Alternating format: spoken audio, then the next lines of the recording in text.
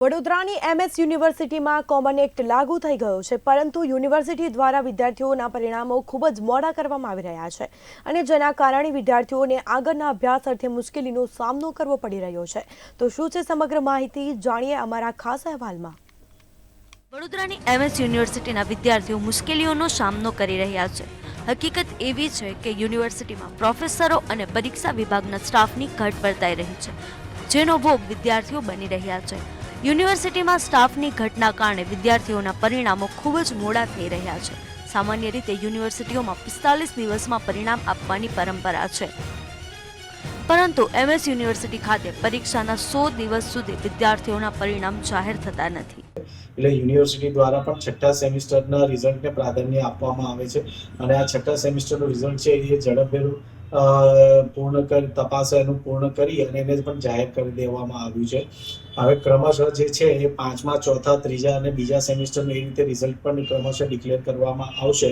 MS યુનિવર્સિટીની commerce ફેકલ્ટીમાં 7000 જેટલા વિદ્યાર્થીઓ અભ્યાસ કરી રહ્યા છે, જ્યારે આર્ટ્સ ફેકલ્ટીમાં પણ મોટી સંખ્યામાં વિદ્યાર્થીઓ અભ્યાસ કરી રહ્યા છે। ત્યારે યુનિવર્સિટી દ્વારા સેમેસ્ટર 6નું પરિણામ 50 દિવસે જાહેર કરવામાં આવ્યું હતું, જ્યારે બાકીના તમામ સેમેસ્ટરના પરિણામો હજુ સુધી જાહેર થયા નથી, જેના પરિણામે વિદ્યાર્થીઓને આગળના અભ્યાસ અર્થે મુશ્કેલીનો સામનો કરવો પડી રહ્યો છે।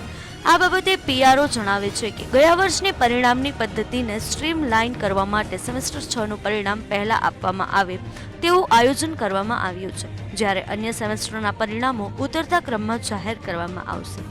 જ્યારે રાજ્યમાં કોમન યુનિવર્સિટી એક્ટ લાગુ થઈ ગયો છે, તેમ છતાં યુનિવર્સિટી દ્વારા પરિણામો જાહેર કરવામાં વિલંબ થઈ રહ્યો છે, તેથી અન્ય યુનિવર્સિટીની સરખામણીમાં એમએસ યુનિવર્સિટીના વિદ્યાર્થીઓ પાછળ ન રહી જાય તે જોવાની ફરજ પણ યુનિવર્સિટીના વાઇસ ચાન્સેલરની છે।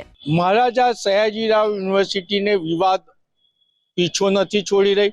ગુજરાત સરકાર વડોદરાના વિદ્યાર્થીઓના ભણતર માટે ચિંતિત છે, એટલે જ કોમન એક્ટમાં મહારાજા સયાજીરાવ યુનિવર્સિટીનો સમાવેશ કર્યો, પરંતુ વિજય શ્રીવાસ્તવ ચાન્સલર આવ્યા ત્યારથી મહારાજા સયાજીરાવ યુનિવર્સિટી વિવાદમાં રહે છે। વિદ્યાર્થીઓને ભણતર નથી મળતું અને ભણતર મળે, પરીક્ષા લેવાય તો રિઝલ્ટ નથી મળતું। આપણે વિદ્યાર્થીઓ પાસે જાણીશું કે એમને શું પ્રોબ્લેમ છે। કોમન એક્ટ આવી ગયો છતાં મહારાજા સયાજીરાવ યુનિવર્સિટીનો વિવાદ પીછો નથી છોડતી। શું વિવાદ છે અને શું છે સમગ્ર વિગત? જોવા જઈએ તો સૌથી મોટી જે સમસ્યા હોય છે એ પરિણામની હોય છે। ફેકલ્ટી ઓફ કોમર્સ એમએસ યુનિવર્સિટીની સૌથી મોટી ફેકલ્ટી છે, એશિયાની સૌથી મોટી ફેકલ્ટી કહેવામાં આવે છે। 30 થી 35 હજાર વિદ્યાર્થીઓ અભ્યાસ કરતા હોય છે, જ્યારે ફેકલ્ટી ઓફ કોમર્સમાં કોઈ પણ વર્ગ ફર્સ્ટ યર હોય, સેકન્ડ યર હોય કે થર્ડ યર હોય કે માસ્ટર્સનું પ્રીવિયસ યર અને ફાઇનલ યર હોય તેની પરીક્ષા લેવામાં આવતી હોય છે, તો તેનું પરિણામ 90 દિવસ, 80 દિવસ, 100 દિવસ ઉપર જાહેર કરવામાં આવતું હોય છે। કોઈ પણ દિવસ એવું ના બન્યું હોય કે 45 દિવસની અંદર પરિણામ જાહેર કરવામાં આવ્યું હોય, અને યુનિવર્સિટીનો નિયમ છે કે 45 દિવસની અંદર એન્ડસેમ અને એક્સટર્નલ પરીક્ષાનું જે પરિણામ હોય છે તે જાહેર કરવામાં આવવું જોઈએ, પરંતુ આજ સુધી જ્યાર સુધી હું અભ્યાસ કરું છું તો મેં કોઈ દિવસ એવું જોયું નહીં કે 45 દિવસની અંદર જે રિઝલ્ટ છે એ રિઝલ્ટ જાહેર કરવામાં આવ્યું હોય। રિઝલ્ટ જાહેર ના થવાના કારણે વિદ્યાર્થીઓને જે મુશ્કેલીઓ પડે છે, તેમાં વિદ્યાર્થી મિત્રો જો સ્ટડી એબ્રોડ માટે એપ્લાય કરતા હોય છે તો પ્રોવિઝનલ ડિગ્રી અને જે એ લોકોની ઓરિજિનલ ડિગ્રી હોય છે એ લોકોને મળતી નથી, જેના કારણે એ લોકોનું પ્રોસેસ હોય છે કંઈક ના કંઈક એ સ્ટોપ થઈ જાય છે। સાથે સાથે કોઈ પણ ઇન્ડસ્ટ્રીયલ સેક્ટરમાં કે કંપનીમાં એ લોકો એપ્લાય કરતા હોય જોબ માટે, જ્યારે વેકેન્સી આવેલી હોય તો એ જોબ માટે જ્યારે પોતાનું રિઝ્યુમ અને ડેટા એ લોકો ત્યાં આપવા જાય છે તો એ લોકો પાસે ઓરિજિનલ માર્કશીટ થી લઈને એ લોકો પાસે ડિગ્રી હોતી જ નથી, તો એ લોકો કયા બેઝ પર અપ્લાય કરે, એક આ મોટી સમસ્યા હોય છે। એના પછી જ્યારે કોઈ પણ વિદ્યાર્થી કોઈ પણ કાર્ય માટે એના યુનિવર્સિટી કે ફેકલ્ટી કેમ્પસનો સંપર્ક કરતો હોય છે, ત્યારે જે સ્ટાફ હોય છે, સ્ટાફમાંથી અમુક લોકો એવા છે કે વિદ્યાર્થીઓને એ લોકો મદદરૂપ થાય છે, પરંતુ અમુક લોકો એ લોકો વિદ્યાર્થીઓને સીધું નકારી દે છે એ લોકોની મદદ કરતા। તો આ જે મતભેદ છે અને જે મનભેદ છે કંઈક ના કંઈક એ વિદ્યાર્થીઓ અને પ્રોફેસર્સ અને અહીંના જે સ્ટાફ છે એ લોકોની વચ્ચે છે, એ ના રહેવું જોઈએ। ખરેખર વિદ્યાર્થીઓની મદદ કરવી જોઈએ। કોમન એક્ટની અંદર જ્યારે યુનિવર્સિટીનો સમાવેશ થયો ત્યારે વિદ્યાર્થી સંગઠન અને વિદ્યાર્થી જે નેતાગીરી હતી તેનો એક અંત આવ્યો, તો છતાં અમુક જે વિદ્યાર્થી નેતાઓ છે અને અમુક વિદ્યાર્થી સંગઠન છે તે હજુ પણ એ લોકો કાર્યરત છે અને એ લોકો કાર્ય કરે છે, અને બનતી કોશિશ જેટલું સંભવ બને એટલું વિદ્યાર્થીઓ બાબતે તમે વીસી કે ડીનને રજૂઆત કરી છે, વીસી શું કરી રહ્યા છે આ બાબતે?